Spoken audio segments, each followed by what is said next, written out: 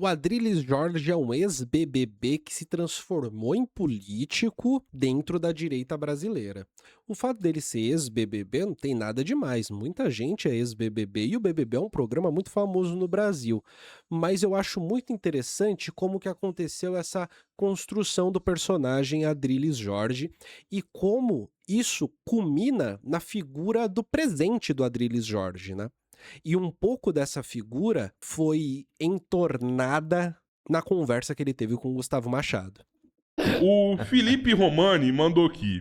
Adrilles, você reclama da lei e da condição da criminalidade, mas o legislativo em todas as esferas sempre foi 90% de direita.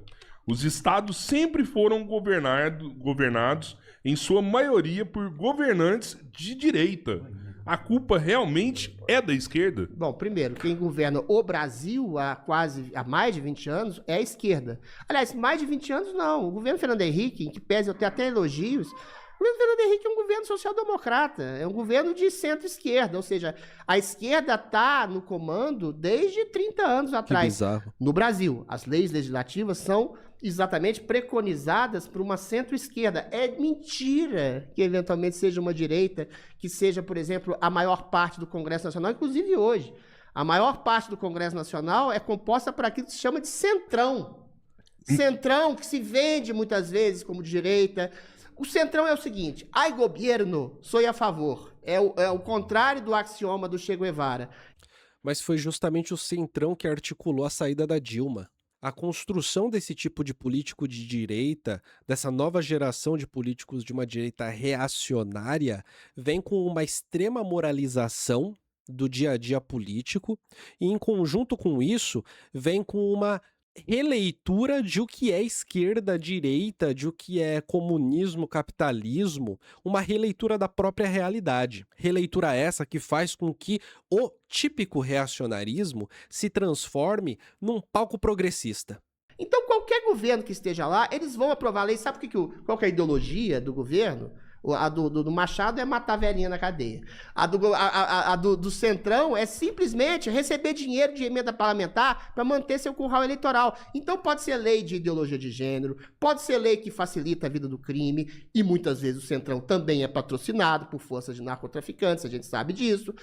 Mas se o Centrão precisa garantir o seu curral eleitoral, então ele precisa garantir também uma atuação que faça sentido com a média do que o seu curral eleitoral entende como sendo algo relevante ou adequado, pelo menos. Se é assim que funciona, então eu tendo a considerar que questões, ele acabou de falar, né, de gênero e tal, questões que têm a ver com gênero, questões que têm a ver com respostas disruptivas da esquerda, nunca vão ser questões que vão ser bem absorvidas pelo Centrão.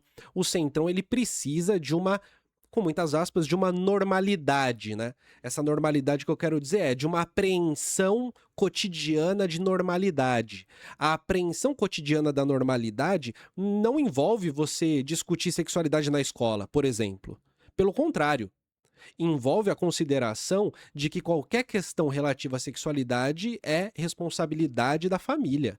Então é isso, não existe uma direita hegemônica do Brasil, até porque não se construiu essa direita hegemônica, porque a ditadura militar, que eu reputo ditadura militar, tá? Durante 30 anos ela criou uma elite tecnocrata, que não é exatamente uma direita liberal ou conservadora, são tecnocratas que querem construir pontes e escolas e eventualmente acham que tudo mais, toda a produção cultural da direita é absolutamente desprezível.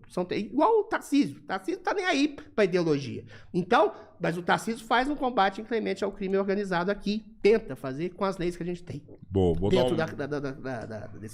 ao mesmo tempo o Machado, se ele quiser comentar alguma coisa, mas inclusive nesse superchat aqui, a Oza mandou aqui uma pergunta parecida, que ela falou: Adrilles, desde a República de 1889, quantos anos o Brasil realmente teve presidente de esquerda? Tem 30 e anos. quantas vezes a esquerda teve maioria no Congresso? Qual o sentido de culpar os problemas do Brasil somente a esquerda. Mas eu não falei isso. Eu falei que, eventualmente, a direita não está no poder desde 1889. Existe uma elite oportunista que hoje você pode batizar de centrão fisiológico que se coaduna a qualquer elemento de poder. Durante o período de 64, durante a ditadura Vargas, o fascismo preconizado, o fascismo varguista, né, preconizado pelo Getúlio Vargas, tem muito mais a ver com uma política estatista e com uma política branda em relação à segurança pública, que é mais próximo da esquerda, do que, eventualmente, a uma direita.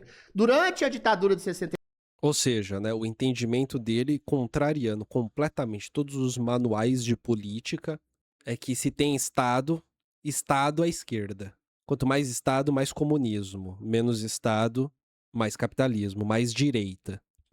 por exemplo, que durou até 1985, mais ou menos, você teve uma direita autocrata, mas eventualmente tecnocrata, que não ligava exatamente para o combate inclemente ao crime. Agora, nos últimos 40 anos, você tem uma política progressista, exatamente para se contrapor à ditadura militar, que foi extremamente leniente, complacente e generosa em relação a crimes, porque tudo achava que era uma coisa truculenta demais, incisiva demais, de limitar a liberdade do cidadão. E agora você tem, há 30 anos, governos de esquerda que praticamente sucessivamente comandaram o Brasil, com exceção do governo de Bolsonaro.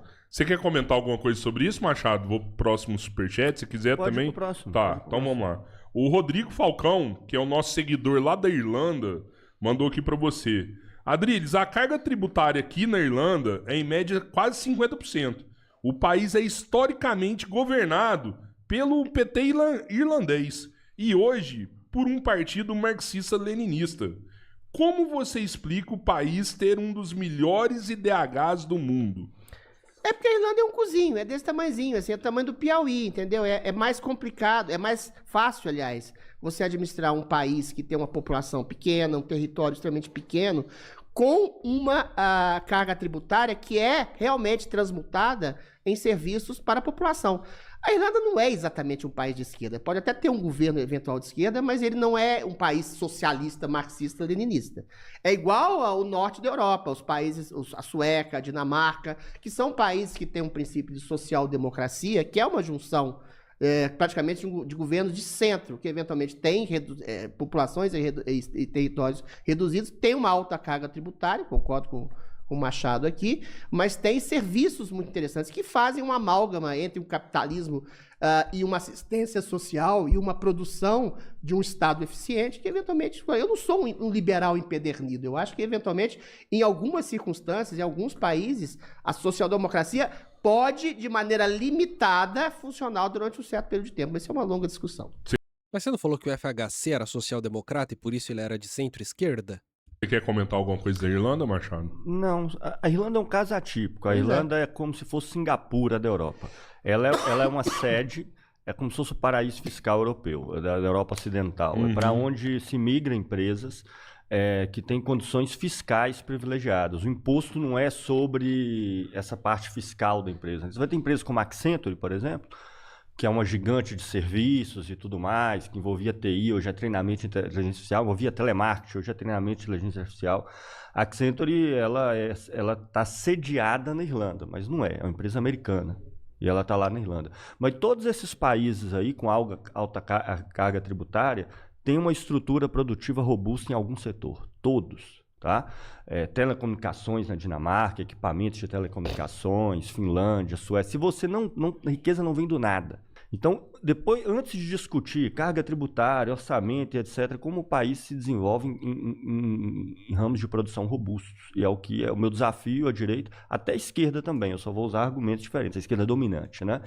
Como o país vai se desenvolver em setores estratégicos com o programa que vocês defendem. No fundo, eles querem dizer normalmente o seguinte: estou nem aí para isso. Eu só quero condições melhores para fazer escoar o meu capital, para quem tem.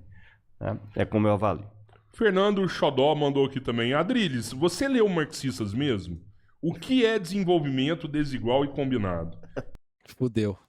Quem criou? De qual espectro do marxismo? Sei lá, porra, desenvolvimento desigual E combinado. o pessoal tava perguntando menor ideia quais que é isso. autores trotskistas que você leu. Horkheimer, marxistas? Não, Eu não li trotskistas. nenhum, eu falei trotskistas que eles dão lá. Tá. Horkheimer, Marcuse, Adorno, já li 400 mil autores marxistas. Ele citou autores da escola de Frankfurt.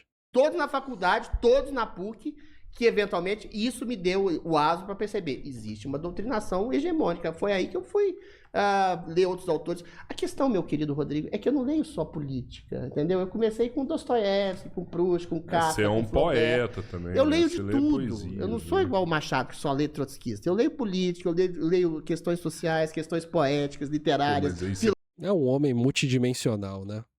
É um homem multidimensional. falou que o filosóficas, Machado só lê. metafísicas. O Machado, na verdade, Tô sendo o maldoso. marxismo é um hobby dele, né? Ele tem só um doutorado na área, só isso. Que não é nada demais, né? Nada demais. E eu diria também que esse é um ponto que a gente pode colocar como parte da construção desse personagem que o Adrilles e muitos outros se tornaram, que é esse político de direita da contemporaneidade, extremamente ligado a maneiras fascistas de se colocar, com um cinismo até o talo. Ele tá falando com um doutor da área. Ele não tá falando com qualquer pessoa. Gustavo Machado é um doutor na área. Você pode não achar legal o trotskismo, né? Ter suas discordâncias teóricas, tudo mais, de linha. Não tem problema nenhum. O ponto não é esse. O ponto é, o cara ele tem um doutorado na área. E o Adrilles Jorge, até o momento, ele é um papagaio, né? Alguém que apela para um eruditismo meio inútil. Porque quando você espreme o suco do que ele está falando, esse suco é um certo senso comum de uma nova direita que tenta revisitar o que é esquerda-direita, o que é comunismo, capitalismo. E ao fazer essa visita, essa revisão, o resultado é que tudo que aconteceu no Brasil até agora é tudo comunismo, é tudo de esquerda. Daqui a pouco vão dizer que o Alckmin em São Paulo era de esquerda também. Ele é desumano, mas ele é inteligente.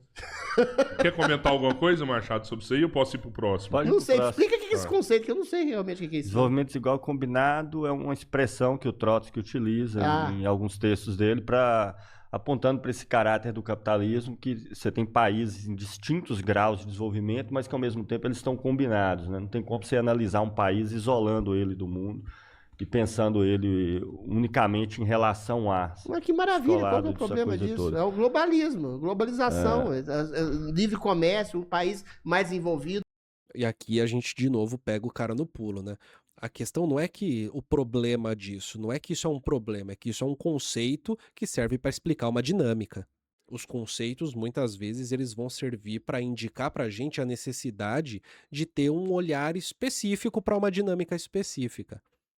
Nesse caso, de fazer uma relação entre o desenvolvimento econômico de diferentes países para poder realizar de fato uma análise. Melhor que o outro. O Trotsky era ruim mesmo, hein? Puta que pariu. Ó, É literalmente um conceito. Não é que é um problema. Não é um problema, é uma realidade.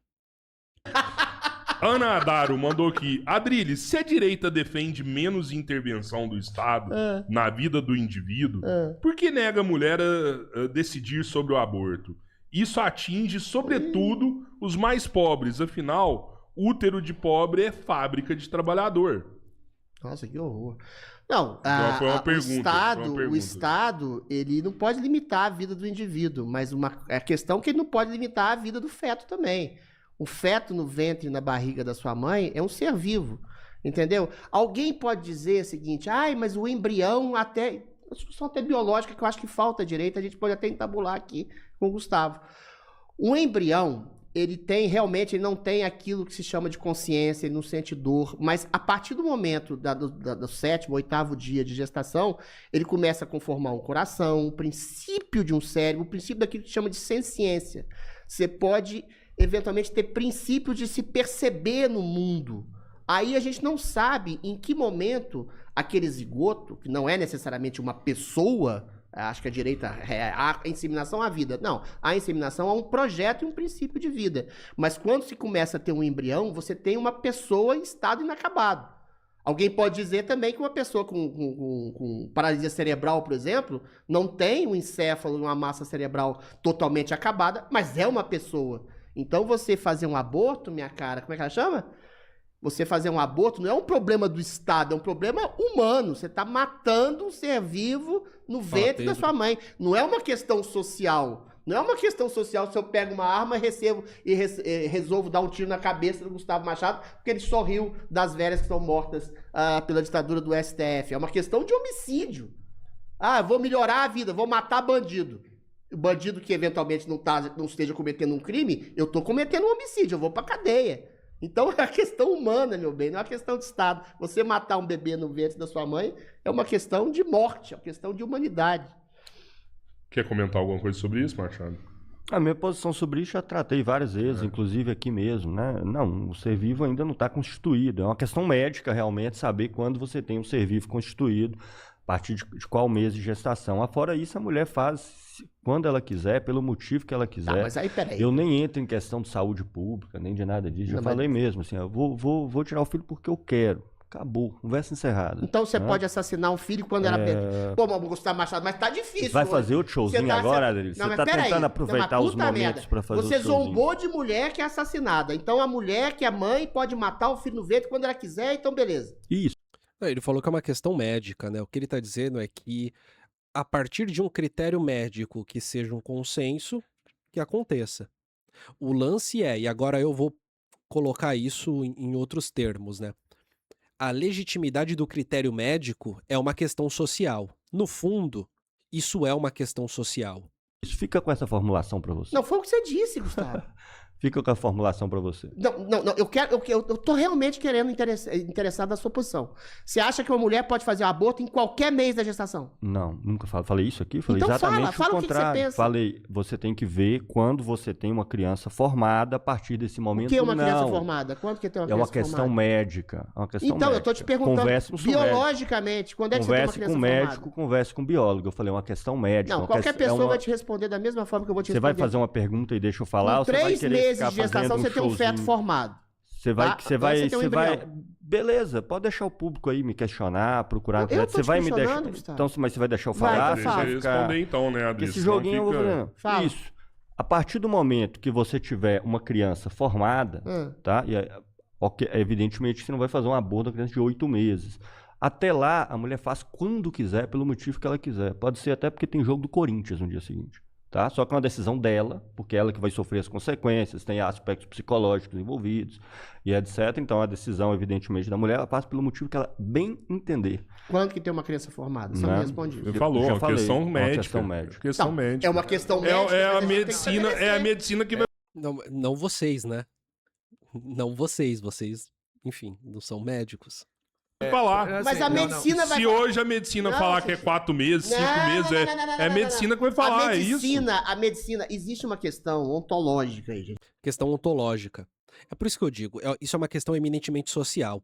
O fato dessa questão ser eminentemente social não significa que ela vai ser decidida, né? Você vai decidir a respeito disso a partir de conceitos de teoria social. Mas significa que, no uso da análise social, em diferentes momentos do tempo, você vai perceber que essas questões eram tratadas de maneiras diferentes ao longo do tempo, sempre de acordo com o seu contexto histórico.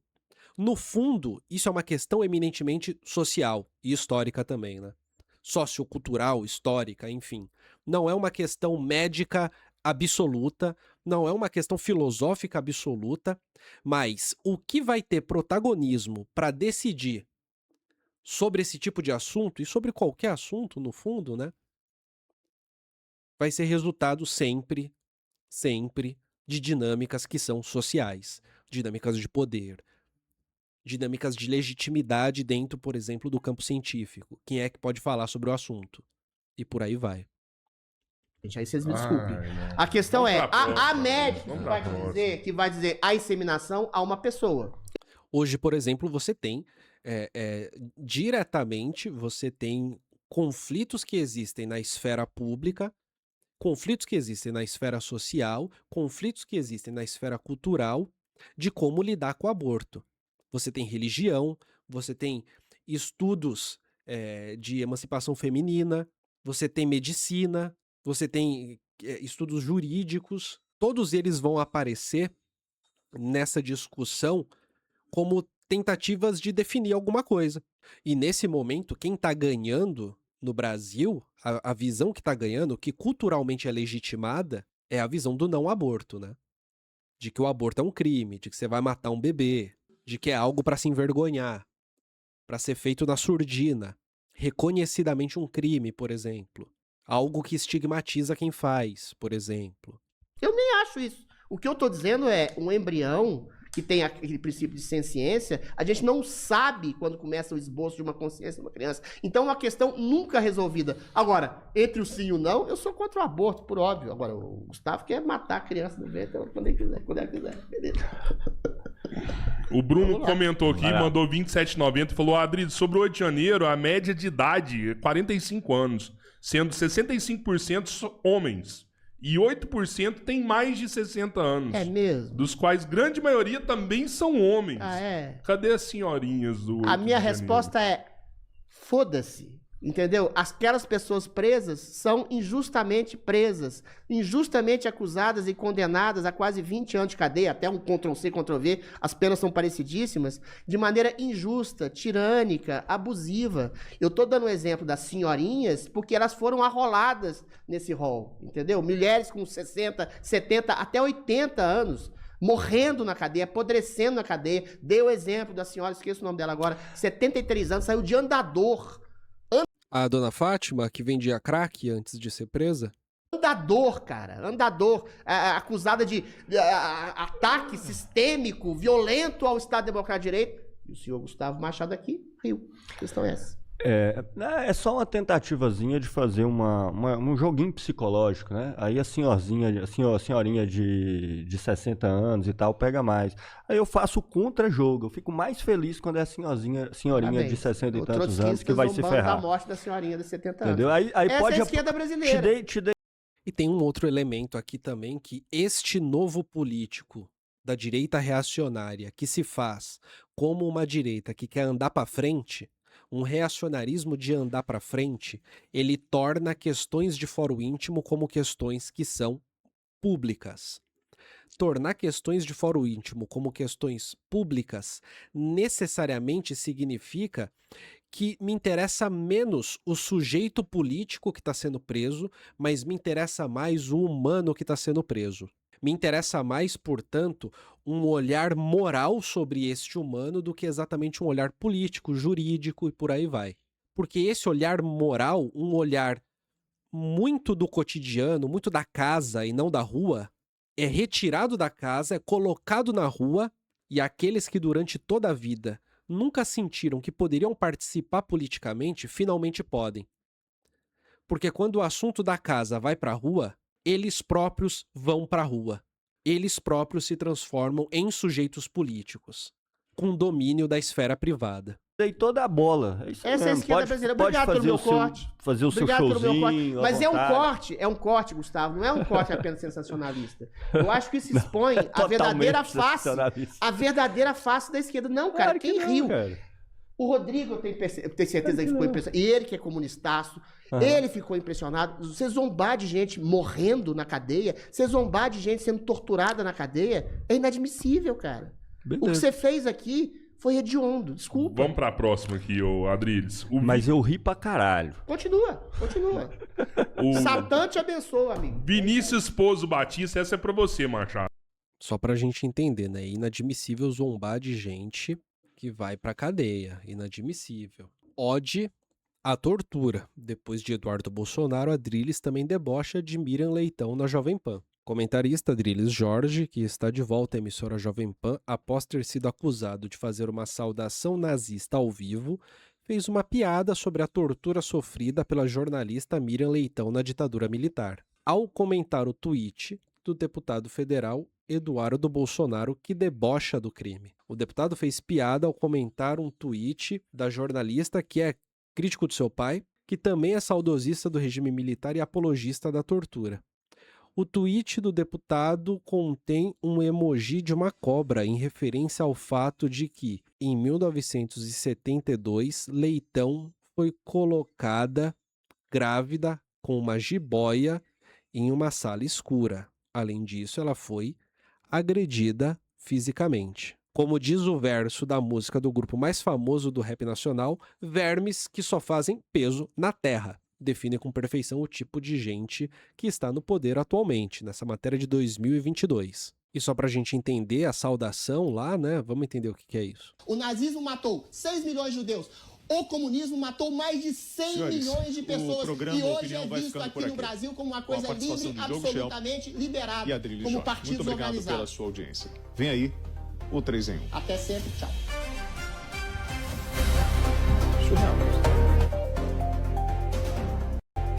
Me interessa muito esse sorriso aqui, ó. É óbvio que o Adrilles fez isso num deboche, né? Num deboche da situação. É evidente. Só sendo muito ingênuo pra não entender. E só sendo muito cínico também pra... Enfim. Mas logo após fazer o negocinho, ó o rostinho do Adrilles. Fiz a piadinha, gente. Hehehe. Machado, tudo bem se, por exemplo, o Marcinho VP financiasse de forma privada um filme do Lula como que o Vorcaro fez com o Bolsonaro? Nossa, com recursos oriundos do crime? Quero responder isso também. Cara, eu, na verdade, eu sou contra financiamento político, se essa que é a questão, porque nesse caso dos filmes são financiamentos políticos disfarçados de cinema, né? Inclusive com data marcada e essa coisa toda. Origem de qualquer capital. Qualquer capital. É muito fácil, né? Todos nós estamos aqui com direito a ser candidato, etc, etc, etc. Só que o cara que está a serviço dos interesses da pessoa X vai ter não sei quantos milhões para poder fazer sua campanha, né? E por que foi o Marcinho VP? Eu nem entendi. Evidentemente que é até pior, evidentemente. Ele tá comparando o Marcinho com o Flávio Bolsonaro. Mas não precisa ser nem o Marcinho VP, capciosa. Né? Pode ser o dono da Americanas, que eu tô contra, entende? De maneira totalmente legal do ponto de vista do que é a Constituição hoje. Porque eles mudam essas coisas, agora tá proibido empresa, mas pode a pessoa a título físico, tá? Beleza, a pessoa a dona da empresa, ela basta repassar a parte dos lucros, né? Como, sei lá, dividendos para sua conta privada, seu capital fechado nem precisa disso. Ela pode mesmo repassar uma parte dos lucros da empresa e pronto, ela vai e faz a doação. Agora... Bom, acabou de absolver o Flávio Bolsonaro, o Machado. Eu sou, ao contrário do Machado, eu sou a favor de qualquer tipo de doação. Agora, se você perceber que aquela pessoa é bandida, é prudente não receber essa doação. O Flávio Bolsonaro, 2 anos atrás, estava participando da produção de um filme a respeito do próprio pai, e eu não tenho nenhum problema que o filme seja político, que fala do Trotsky, que fala do Bolsonaro, que fala do Dostoiévski ou do Stalin. Se você tem um recurso privado, de um empresário, de um banqueiro que queira patrocinar esse filme, mecânica do capitalismo, entendeu? A Netflix faz filmes políticos o tempo inteiro, a Rede Globo faz filmes políticos, politizados, ideológicos o tempo inteiro. Você não vai poder impor, aí é a face censura do Gustavo Machado, impor uma censura no financiamento da arte, quer seja numa ópera, numa peça de teatro, num filme. Agora, Flávio Bolsonaro não sabia, o que tudo indica, que o Vorcaro, 2 anos atrás, que dava dinheiro para todo mundo, direita, esquerda, em cima, embaixo, era um bandido que era. Então ele estava cobrando do Vorcaro, porque essa pergunta é extremamente capciosa, né? Um financiamento que ele prometeu e não deu. Não há nenhum tipo de ilicitude nisso. Não, mas Ao descrever o que é biopolítica, Michel Foucault faz uma relação com a emergência do neoliberalismo e a emergência também da biopolítica. A biopolítica, ela vai ter entre suas características, uma delas, de extrema importância, o entendimento de que o limite do governo está na regulação. E não exatamente na proibição, não exatamente na lei que proíbe, mas na lei que regulamenta. Ou seja, o movimento do indivíduo, da empresa, seja lá como for, tende a ser cada vez mais livre, tende a ser um movimento cada vez menos emperrado por questões legais. E o que fica em jogo são os caminhos possíveis colocados como caminhos regulares, regulamentados, que tem relação direta com a ideia do Adrilles de que é prudente não aceitar de uma pessoa ou de outra. O ponto não é uma proibição. O ponto não é uma regulação forte, mas o ponto é aquilo que tende para a ausência de uma regulação forte, sempre permanecendo uma existência de uma regulação fraca, aberta, em que a proibição ou não vai vir de quem faz. E a responsabilidade do Estado vai ser cada vez mais nula frente ao crime, de repente, que se quer evitar, frente à situação não desejada. O ponto da biopolítica é criar um contexto histórico-político em que a população ela vai subjetivamente se sentir livre e nunca vai formar uma coletividade, mas sempre uma multidão, uma multiplicidade de indivíduos. Essa multiplicidade tem desejos que vão ser, através das regulamentações, conduzidos pelo Estado. Mas o Estado nunca vai apontar o lugar para onde esse desejo vai. Estado esse dominado por uma classe específica, evidentemente. Ou seja, se por um lado existe uma discussão pública sobre como deve ser o financiamento de campanhas, por outro lado, não há nenhum questionamento sobre a democracia representativa enquanto modelo paradigmático de política institucional no país. Colocou palavras na boca do Machado. Você não defendeu... Você não absolveu o Flávio Bolsonaro com essa fala sua? Nem entendi, na verdade. Absolveu. Se você eventualmente tipo de coisa recebe que eu preciso dinheiro de iniciativa privada, qual que é o problema? Isso é corrupção? Mas por que eu absorvi isso? Que eu não Nesse sentido. entendi. Se você recebe dinheiro Falei que eu tava de uma contra pessoa você pela todos os iniciativa casos. privada... Falei isso. A única coisa que eu disse é que eu estava contra todos os casos, até nos casos legais, eu falei. Você é contra financiamento de uma obra de arte pela iniciativa privada? De campanha. Mas não é campanha, isso não é campanha. Mas eu já respondi na minha pergunta. Mas isso não é campanha, isso é um filme. Eu entendi, eu já respondi. Eu então, falei assim, você absolveu nesse sentido. Só pra quem é ingênuo o suficiente pra acreditar que esse filme mas aí tem é a ver subjetivo. com a... Aí vou falar outra palavra que te irritou. Isso é subjetivo. Se um cara vai fazer um filme sobre a... Não, é que não é subjetivo. Isso é cinismo. Não perceber esse filme pelo conteúdo do filme, no momento em que ele foi lançado e pela quantidade de grana que foi investida, que ainda precisa ser investigada, não entender isso como parte de uma campanha política e de um ato político envolvendo o espectro bolsonarista, não tem a ver com subjetividade, tem a ver com cinismo. A vida do Trotsky ou sobre a vida do Lula com iniciativa privada é campanha? Adriles, não pode? Mas deixa o Machado falar, você quer monopolizar a conversa, velho. Vai lá. A hora que ele tá respondendo, você corta o cara. Tá bom, parei. Não vai dar certo isso aqui, não vai dar certo. Ó, torcida aí. Preocupa não, Adriles. Depois eu volto atrás e sempre falo, entendeu? Foi igual quando teve o debate aqui do engenheiro Léo, né? Você vai voltar atrás e eu vou tocar na sua consciência e parar de atacar a velhinha. Recomeço o diálogo. Eu acho engraçado é o seguinte, essa questão do filme do Bolsonaro, realmente.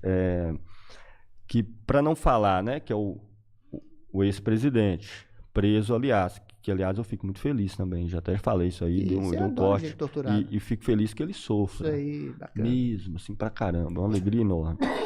Mas você fica feliz com o sofrimento alheio, Gustavo? Claro, fico. Sade gostaria de você, Sade e Trotsky. Aí voltando, eu acho bastante engraçado que além do pessoal falar assim, o ex-presidente, né, o candidato a presidente, lançando o filho do ex-presidente, que é, na verdade, o padrinho eleitoral. Like na live, minha gente, dá uma ajudinha aqui pra mim. E me diz aí nos comentários, né? Você gostaria de 5 minutinhos de conversa com Adriles Jorge sobre qualquer assunto? Não precisa nem ser sobre política. Adriles Jorge ou Pilhado? Qual dos dois? Eleitoral dele, desde sempre. Não, é um filho fazendo um filme pelo pai. E daí? Entendeu? Essa expressão, né, que todos os bolsonaristas no Brasil inteiro adotaram para não revelar a verdadeira natureza da coisa, que é muito óbvio, e todo bolsonarista sabe? É até às vezes inútil ficar desenvolvendo. Mas aí você criou essa expressão, assim, eles que adoram essas metáforas familiares, que são essas 3 palavrinhas-chave ali brasileiras, que você nunca sabe do que eles estão falando concretamente, entendeu? Deus, pátria e família. Mas de que família? De que relação? Do que especificamente? São esses 3 elementos. E aí aparece o quê? Dentro dessa metáfora da família. Ah, não, é só um filho fazendo um filme pelo pai. Eu não preciso nem argumentar aqui, né, gente? Qualquer pessoa sabe que é uma campanha eleitoral. Na verdade, nesse caso, o Flávio Bolsonaro disse explicitamente, não precisava nem dizer. Era só juntar Lé com Cré, né? Ele diz explicitamente, vai ser muito importante, né? Essa peça vai ser uma virada no processo, nas conversas com o Vorcaro, que estão divulgadas aí ad eterno. E claro, o Vorcaro que dá dinheiro para todo mundo, deu 60 milhões para fazer o filme. 60 milhõezinhos, né? Quantas pessoas ele deu 60 milhões, aliás? O filme é caro. Né? Para quantas pessoas? Claro. Claro, sem Não, dúvida. Gustavo, eu queria... Mas não é para responder o superchat? É, eu não tô vamos entendendo. lá, vamos lá, Não, vamos só lá. responder, isso Não, aqui não, que é não, maravilhoso. Fazer um filme sobre o pai é lícito. É campanha eleitoral. É subjetivo. Se alguém fizer Então, não é subjetivo. Esse é um olhar cínico. um filme sobre a Erika Caralho. Hilton, sobre ideologia de gênero, o que a Globo faz o tempo inteiro, é campanha também, política, pra esquerda? Vamos pro Viva o capitalismo, cada um faz o filme Vamos pro que quiser. superchat de 50 reais aqui que a gente finaliza. Ó, o Jean Carlos mandou 50 reais. Falou, Adriles, se você nunca debochou das vítimas torturadas da ditadura, como disse, o que você quis dizer quando disse, olha a cobra, num post de Eduardo Bolsonaro sobre Miriam Leitão, que foi torturada com uma jiboia durante a ditadura?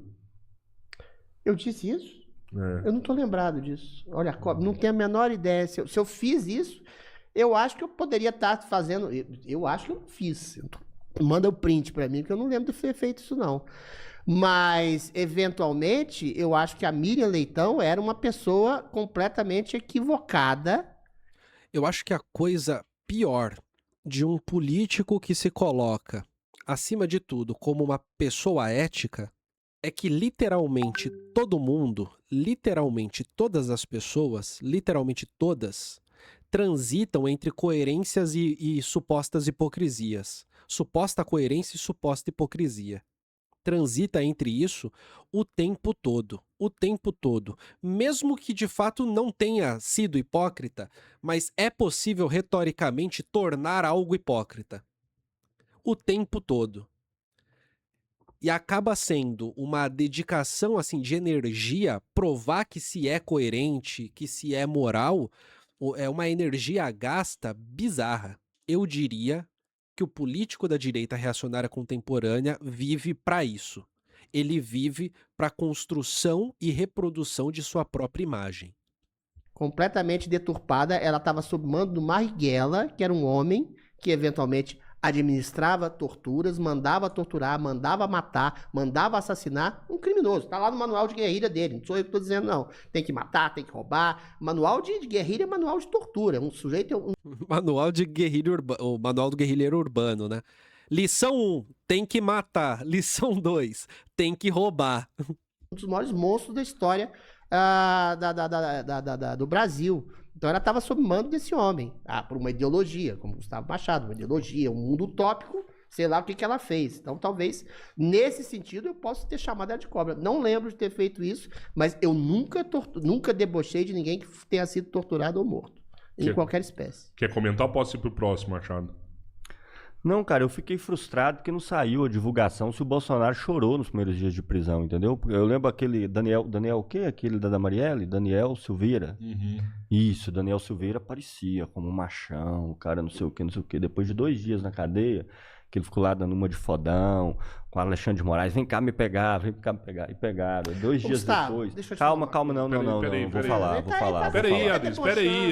Depois de 2 dias na cadeia, ele tava chorando igual uma criança na cadeia, entendeu? E essas figuras são assim, dentro da casinha delas, né? Debaixo da proteção delas, na frente da Câmara, são todos muito poderosos, muito fortes e etc.